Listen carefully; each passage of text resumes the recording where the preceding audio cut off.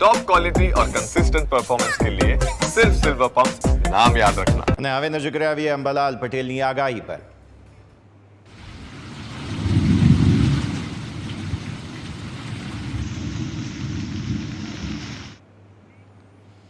ત્યારે આગામી 24 કલાકમાં વાતાવરણમાં મોટા પરિવર્તનના એંધાણ વર્તાઈ રહ્યા છે। હવામાન નિષ્ણાંત અંબાલાલ પટેલે જે આગાહી કરી છે તે પ્રમાણે 21 મેથી એટલે કે આવતીકાલથી વાતાવરણમાં પલટો આવી શકે। રાજ્યના કેટલાક ભાગમાં આંધી વંટોળની આગાહી છે। સૂર્ય હવે 24 મેના રોજ કૃતિકા નક્ષત્રમાં જઈ રહ્યો છે, જેથી અરબી સમુદ્રમાં વાવાઝોડું બનવાની શક્યતા છે। 28 મેથી 31 મે વચ્ચે ગ્રહોના પરિવર્તન પણ થઈ રહ્યા છે, જે બધા વિશે પણ આપણે આગળ માહિતી મેળવીશું। 25 થી 31 સુધી ગુજરાતમાં ભારે વરસાદ થઈ શકે। મુંબઈ ગોવા વચ્ચે પણ વાવાઝોડું સક્રિય થવાની શક્યતાઓ છે, ત્યારે વાવાઝોડાની અસર ગુજરાતમાં થઈ શકે છે। કેટલાક વિસ્તારોમાં ભારેથી અતિભારે વરસાદ પડી શકે। 5 થી 6 જૂન દરમિયાન રાજ્યમાં અણધારો વરસાદ થવાની શક્યતા પણ સેવવામાં આવી રહી છે। તો હવામાન નિષ્ણાંત અંબાલાલ પટેલ અત્યારે આપણી સાથે જોડાઈ રહ્યા છે। સીધા જ તેમની પાસે જઈશું। અંબાલાલ સર, સૌથી પહેલાં તો સ્વાગત આપનું ન્યૂઝ કેપિટલ ગુજરાત પર। સૌથી પહેલાં તો આજે અચાનક પરિવર્તન આવી રહ્યું છે, એવા કયા પ્રકારની સ્થિતિનું નિર્માણ થયું છે અને વાવાઝોડાની શું શક્યતાઓ બની રહી છે, પહેલાં ત્યાંથી શરૂઆત કરીએ સાહેબ।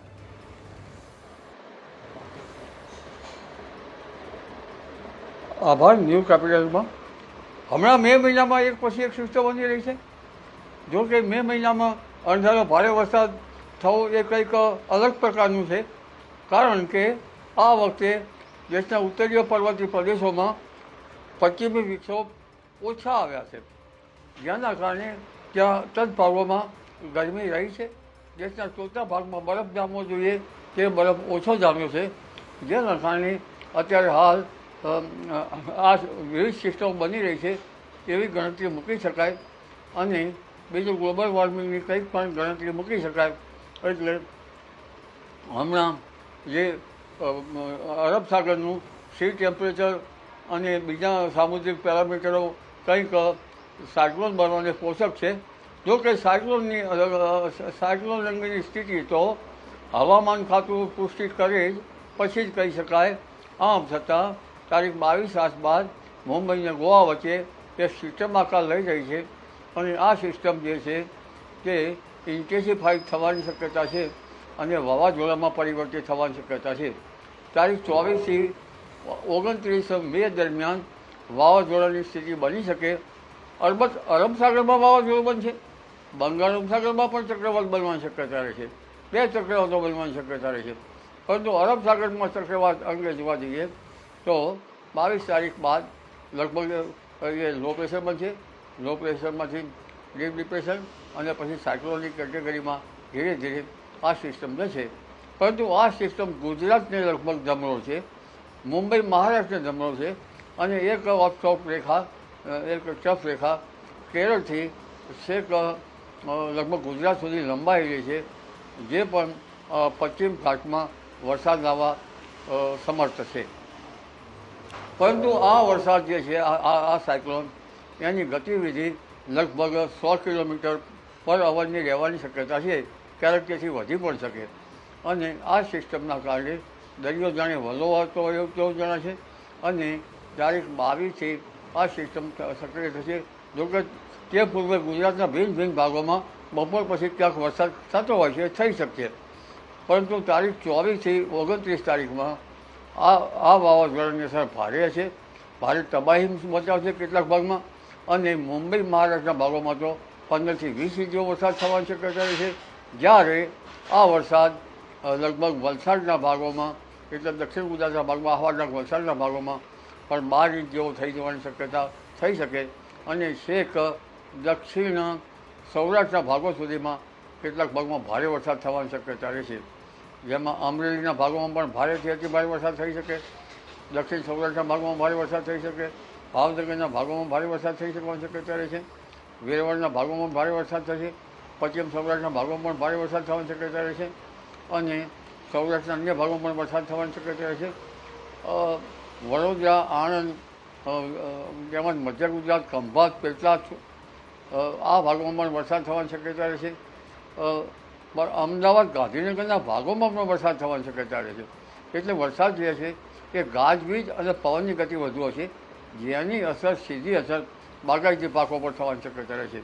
અને અતિ ભારે વરસાદથી તેની અસર ઉનાળુ પાકમાં લો લાઇંગ એરિયામાં જળભરાવની સ્થિતિ થાય છે. જળભરાવની સ્થિતિ અને પૂર આવવાની શક્યતા પશ્ચિમ ઘાટ લગભગ મહારાષ્ટ્રના સંલગ્ન ભાગો અને વલસાડ વગેરે ભાગોમાં ગણી શકાય, પરંતુ ભારે વરસાદ થવાની શક્યતા આ વખતે વધુ સેવાઈ રહી છે.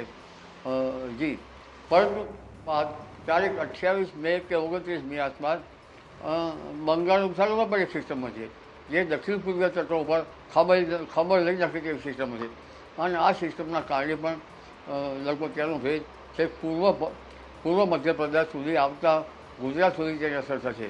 એટલે એક પછી એક બનતી સિસ્ટમો આ વખતે ગુજરાતને પણ ધમરોળ છે, દેશને પણ ધમરોળ છે, અને વિશિષ્ટ પ્રકારનું ચોમાસું આવી રહ્યું છે. અને ચોમાસાની ગતિવિધિ પણ હવે વહેલી થવાની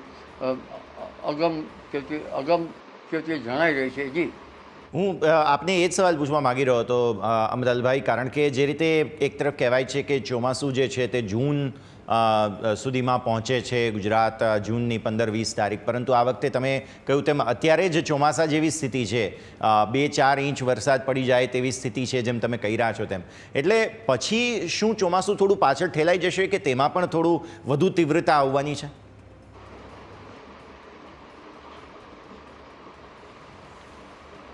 અત્યારે હાલમાં ઇક્વેટોરિયલ પવન ફૂંકાઈ રહ્યો છે, પશ્ચિમનો ચોમાસાનો પોષક 3-4 ઇંચ વરસાદ ખાપી શકે એવું નથી, પણ બલકે એનાથી પણ વધારે જે પૂર આવે તો વરસાદ ખાપી શકે.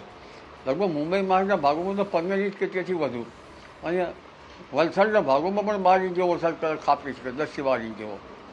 બરાબર, ચોમાસું જો આ સિસ્ટમ ખોરવી ન નાખે અને તો ચોમાસું લગભગ 22 તારીખ બાદ શ્રીલંકાને પાર કરતું આગળ વધે અને 28 મે આસપાસ કેરળ કાંઠે ચોમાસું પહોંચી શકવાની શક્યતા રહેશે. અને આ ચોમાસું લગભગ 5મી જૂન સુધીમાં કેરળ કાંઠે પહોંચી શકે. અલબત્ત 3 જૂન સુધીમાં કેરળ કર્ણાટક સુધીમાં ભારેથી અતિ ભારે વરસાદ થવાની શક્યતા રહેશે. કદાચ આ રિધમ ચાલુ રહે તો 10 જૂન આસપાસ ગુજરાતમાં પણ વરસાદ આવી શકે, દક્ષિણ ગુજરાત અને ગુજરાતના અન્ય ભાગોમાં. અને 20મી જૂન સુધીમાં રાબેતા મુજબ ગુજરાતના ઘણા ભાગોમાં વરસાદ આવી શકવાની શક્યતા રહે. જોકે આ બાબતો રાબેતા મુજબની છે, પણ ચોમાસું પોતાનું મિજાજ અલગ બતાવતું હોય છે, અને ઘણી વખત આ રાબેતા મુજબની નોંધ ન પણ ચાલી શકે. પણ એ વાત ચોક્કસ છે કે જો આ સિસ્ટમમાં ના કારણે ચોમાસું ઉપર હરકત ના આવે અને પશ્ચિમના પવનો અને ચોમાસાના પવનો રહે, તેમાં સામુદ્રિક પેરામીટરો બરાબર રહે તો ચોમાસું વહેલું આવવાની શક્યતા ગણી શકાય. જી, તો આજે વાવાઝોડાની આપણે વાત કરી રહ્યા છીએ, ગ્રહોમાં પરિવર્તન થઈ રહ્યા છે, તેને કારણે વાવાઝોડાની સિસ્ટમ પણ ઉત્પન્ન થઈ રહી છે જે અસર પહોંચાડશે ગુજરાત પર. તો આજે ગ્રહોમાં પરિવર્તન થઈ રહ્યા છે, શું તેની હવામાન સિવાય પણ કોઈ અસર છે કે માત્ર હવામાન પર અત્યારે આપણે ખાસ નજર રાખી રહ્યા છીએ?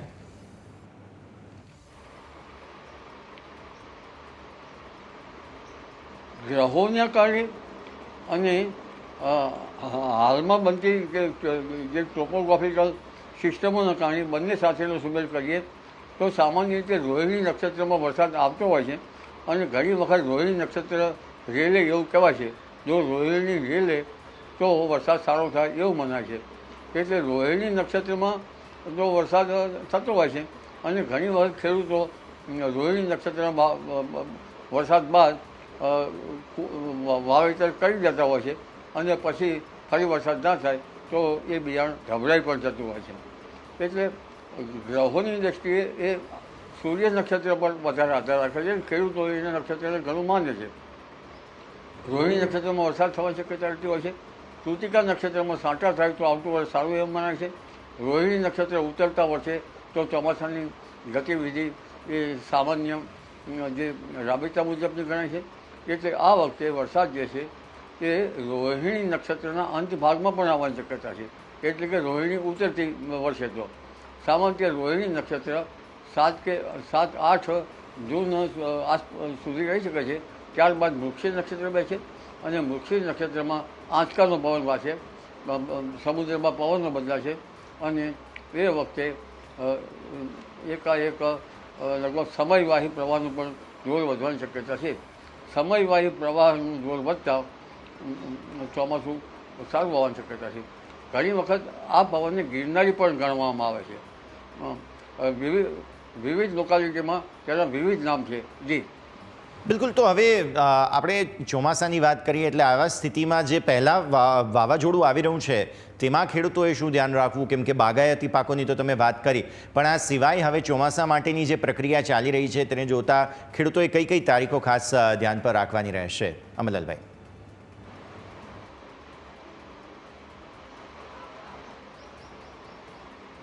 વરસાદની દેન કુદરત આધારિત છે અને કુદરત જે છે એના વચ્ચે કંઈક અગમચેતીના થોડા ઘણા પગલાં લઈ શકાય. બાકી ખેડૂતોએ તો ધ્યાન રાખવાની જરૂર એ છે એ બાગાયતી પાકોમાં જે કેરી વગેરે પાક ગળી જાય તો એમાંથી કંઈક ઉપજ આવે તો લઈ લેવી.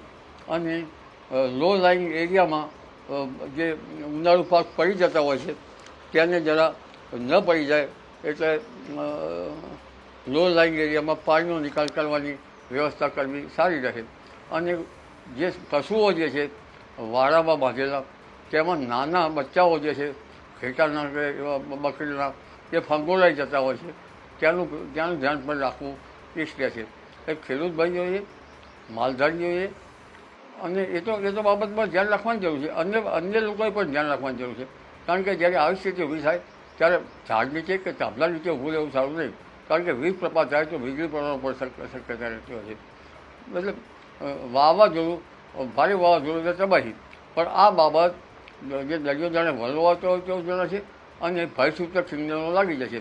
એ ભયસૂચક સિગ્નલો જે લાગે તેને જનધનને અનુસરવું સારું રહેશે.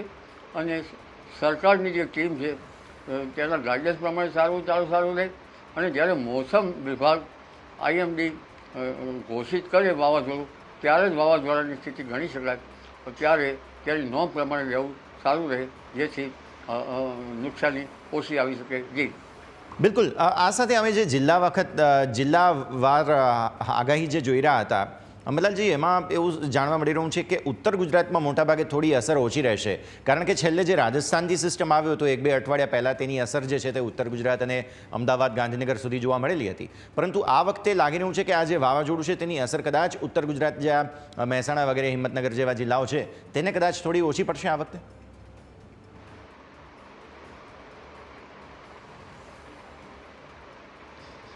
વાવાઝોડું જે છે સામાન્ય રીતે આરબ કન્ટ્રી તરફ જતું હોય છે. પણ આ વખતે પાકિસ્તાન અને આરબ કન્ટ્રીમાં લગભગ હાઈ પ્રેશર થશે. એટલે વાવાઝોડું ગુજરાત તરફ ધકેલા છે પાછું. ત્યાં ગુજરાતમાં એ સંતાકુકડી લગભગ ગોવાથી મુંબઈ, મહારાષ્ટ્રથી માંડી છેક દક્ષિણ સૌરાષ્ટ્રના ભાગોમાં સંતાકુકડી રમ્યા કરશે. અને કદાચ લેન્ડફોલ પણ દક્ષિણ ગુજરાતના ભાગોમાં અથવા મુંબઈના ઉપર ભાગોમાં થવાની શક્યતા રહેશે. આવી સ્થિતિમાં છેક ઉત્તર ગુજરાતના ભાગો, બનાસકાંઠાના ભાગો, પાટણના ભાગો, મહેસાણાના ભાગો, સાબરકાંઠાના ભાગો, પંચમહાલના ભાગો અને મહીસાગરના ભાગો આમાં પણ વરસાદ આવી શકે. એટલે વરસાદ આખા ગુજરાતમાં આવી શકવાની શક્યતા રહેશે. અલબત્ત દક્ષિણ ગુજરાત કે દક્ષિણ સૌરાષ્ટ્રના ભાગોમાં ભારેથી અતિ ભારે વરસાદ થવાની શક્યતા રહેશે અને કેટલાક ભાગો જળબંબાકાર બની જવાની પણ શક્યતા રહેશે. જી બિલકુલ. ખૂબ ખૂબ આભાર અમલાલભાઈ, આપ અમારી સાથે જોડાયા અને આ સમગ્ર ચર્ચામાં ભાગ લીધો તે બદલ. તો આપે દર્શક મિત્રો સાંભળ્યું તે પ્રમાણે અમરલાલ પટેલ આપણી સાથે જોડાયા હતા. તેમણે જે રીતે આપણને સમજાવ્યું તે પ્રમાણે હવામાનમાં પરિવર્તન વાવાઝોડાને કારણે આવી રહ્યું છે. આ વખતે વાવાઝોડું જે છે તે ગુજરાતના ઘણા વિસ્તારોમાં અસર પહોંચાડી શકે તેમ છે. અને સાથે સાથે ન માત્ર ગુજરાત પરંતુ મહારાષ્ટ્ર, મુંબઈ સુધી પણ આ વાવાઝોડાની સીધી અસર જે છે તે પડી શકે તેમ છે. એટલે તેમની જે વાત મહત્વપૂર્ણ જે સામે આવી છે તે આપને જણાવીએ. ઉત્તર ગુજરાતના પણ અમુક વિસ્તારો છે કે જ્યાં વરસાદ પડી શકે છે.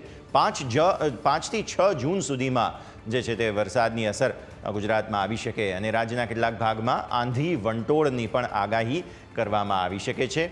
મહત્વની વાત તેમણે કહ્યું તે પ્રમાણે જે ગ્રહોમાં પરિવર્તન થઈ રહ્યા છે અને તેના કારણે થઈને વાવાઝોડું અને ગુજરાતના અરબ સાગરમાં જે રીતે અચાનક જ આ સાયક્લોનિક સર્ક્યુલેશન ઊભું થયું છે તેના કારણે સીધી અસર પડી શકે તેમ છે.